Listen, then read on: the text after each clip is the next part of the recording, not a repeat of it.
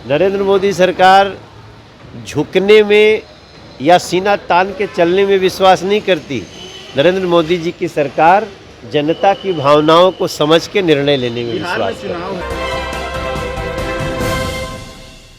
नमस्कार, आप देख रहे हैं सिटी पोस्ट लाइव और मैं हूं आपके साथ प्रभाकर पांडे।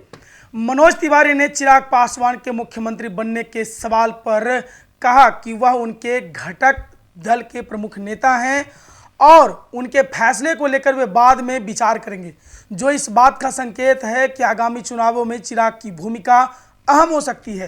तेजस्वी यादव और राहुल गांधी के द्वारा जातिगत गणना कराने के केंद्र सरकार के निर्णय को क्रेडिट किए जाने पर तिवारी ने सवाल उठाया। उनका कहना था कि अगर वह फैसला इतना ज़रूरी था तो इस फैसले को क्यों नहीं कराया। उन्होंने नरेंद्र मोदी सरकार की तारीफ करते हुए कहा कि प्रधानमंत्री ने लोगों की भावना का सम्मान करते हुए यह भी कदम उठाया। भोजपुरी अभिनेता पवन सिंह के भाजपा में आने और चुनावी राजनीति में शामिल होने पर मनोज तिवारी ने कहा कि कुछ दिन इंतजार करें, क्योंकि यह मामला जल्द ही स्पष्ट हो जाएगा। इस बयान से यह अनुमान लगाया जा सकता है कि भाजपा में कुछ महत्वपूर्ण राजनीतिक दबाव या बदलाव हो सकते हैं। राष्ट्रीय जनता दल द्वारा यह बयान दिए जाने पर कि नीतीश कुमार को भाजपा साइडलाइन कर देगी, मनोज तिवारी ने जवाब दिया कि किसी की हैसियत नहीं है कि नीतीश कुमार को साइडलाइन कर सके। इसका मतलब है कि वे भाजपा और नीतीश कुमार के रिश्तों को मजबूत मानते हैं और भाजपा के लिए नीतीश की अहमियत को स्वीकारते हैं। कांग्रेस और आरजेडी के महागठबंधन द्वारा विधानसभा चुनावों की लगातार बैठक तिवारी ने उस पर टिप्पणी की है। बैठकों पर मनोज तिवारी ने टिप्पणी करते हुए उन्होंने कहा कि इन पार्टियों की कोई भी बैठक बिहार के विकास के लिए नहीं है, बल्कि उनका उद्देश्य सिर्फ राजनीतिक लाभ उठाना है। उन्होंने यह भी कहा कि बिहार के विकास की असली चाहत एनडीए गठबंधन के पास है, जो आज बिहार को संवारने और सजाने के लिए काम कर रहा है। लालू प्रसाद यादव के स्वास्थ्य के बारे में उन्होंने कहा कि वे भगवान से प्रार्थना कर रहे हैं कि लालू प्रसाद यादव जल्द स्वस्थ हों और वापस राजनीति में सक्रिय हो। मनोज तिवारी के इन बयानों से यह साफ है कि आगामी चुनावों के संदर्भ में भाजपा की रणनीति और गठबंधन की राजनीति पर गहरी नज़र रखी जा रही है। यह बयान न केवल बिहार की राजनीति बल्कि भाजपा की राष्ट्र नीति में भी महत्वपूर्ण बदलावों का संकेत दे सकते हैं। तो पूरे मुद्दे को लेकर क्या कुछ कहते नजर आ रहे हैं मनोज तिवारी, पहले देखिए आप ये वीडियो। देखिए, प्रधानमंत्री जी करवा रहे हैं, अगली जनगणना के साथ ही जातीय जनगणना भी होगी। अब अगर इसमें क्रेडिट लेने की बात उनको करनी चाहिए जो अपने शासन में रहते हुए इसको करने की कोशिश किए हों या किए हों। लालू जी का 15 साल तक सरकार था,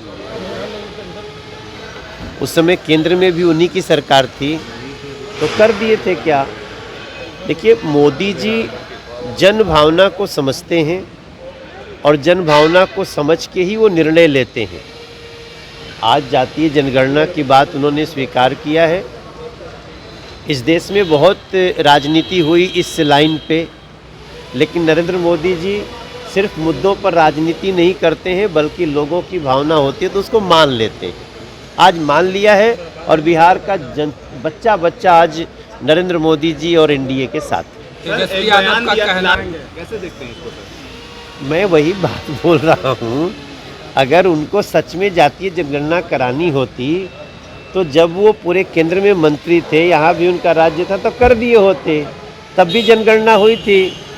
लेकिन जनगणना मोदी जी को ही करानी पड़ी और जातीय जनगणना भी उनको कराने का निर्णय लेना पड़ा, तो अब ये लोग विधवा विलाप करते रहे। कई ऐसे अभी और मुद्दे हैं जिस पर मोदी सरकार को झुकना होगा और हमारे एजेंडा पर काम करना होगा। नरेंद्र मोदी सरकार झुकने में या सीना तान के चलने में विश्वास नहीं करती।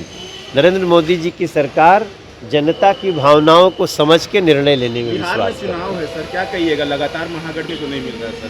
कांग्रेस और आरजेडी के लोग अलग अलग सीएम की देखिए, बात कर रहे हैं। उनकी नीयत नहीं है, महागठबंधन और जो गठबंधन जो भी है, उनकी नीयत नहीं है बिहार को सजाने की।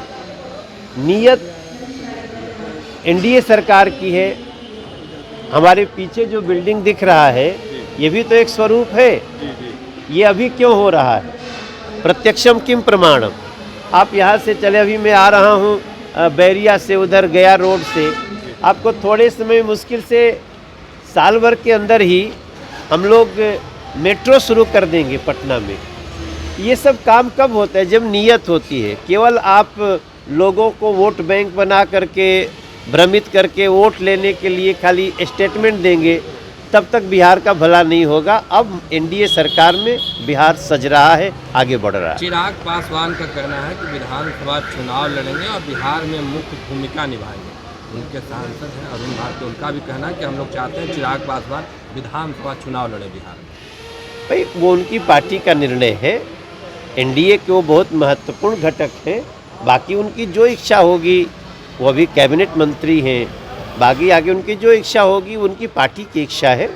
हमारे फोरम पे जब आएगा एनडीए के साथ, तो हम लोग उनका जो निर्णय होगा उसको स्वीकार करें। लगातार महागठबंधन के लोग कह रहे हैं नीतीश कुमार को लेके कि उनको साइडलाइन कर दिया जाएगा आने वाले चुनाव में बीजेपी के जरिए से। एक बार चुनाव हो जाए फिर।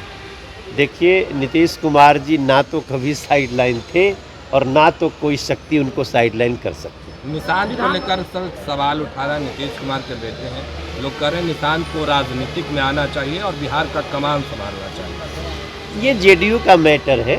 हमारा देखिए, हमनी के सबकर उद्देश्य क्या होके के चाहिए कि हमनी के बिहार के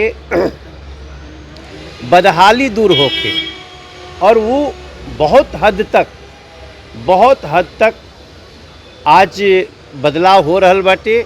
एगो और 5 साल हम बिहार के लोगन से सिर्फ इतना कहब, हम आपके मनोज तिवारी, आपके बच्चा बानी, भले दिल्ली से हम सांसद बानी, सेवा में तो रौरे बानी, हम रौरे कारण हम वहाँ भी बानी। हम आप लोग से सबसे प्रार्थना करो बिहार से एक बार फिर एनडीए सरकार। सर, बिहार में एक सर्वे होता है जिसमें लोग, भाई, अब तेजस्वी यादव जी के कब मौका नहीं खे मिलल। उनका पिताजी के, वहाँ के पिताजी तभी तनी सा स्वस्थ बानी, जल्दी स्वस्थ हो जाई, हम ओकरा खातिर हमहूँ भगवती से प्रार्थना करब। लेकिन ई लोग अब सब मौका ले के खो देले बाटे।